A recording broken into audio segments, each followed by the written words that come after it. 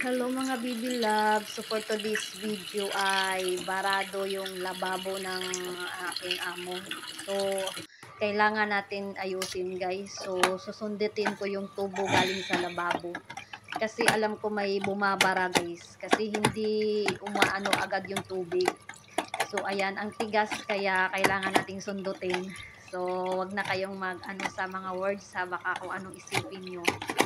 So, susundutin ko lang guys kasi para dumalo yung tubig galing doon sa lababo. Kasi hindi ako makapaghugas ng maayos kasi nga maano yung tubig tumataas. So, ayan, sundutin natin guys hanggang sa lumabas yung mga barado doon sa tubo doon sa loob.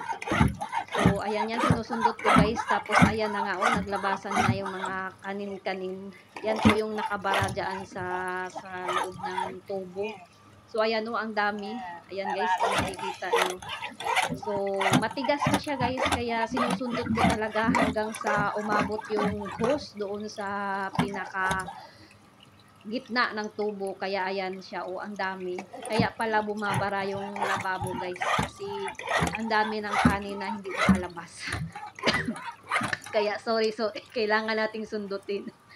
So, mahaba pa naman yung hose, kaya isasagad natin guys para umabot yung hose doon sa pinakabungad ng ating lababo.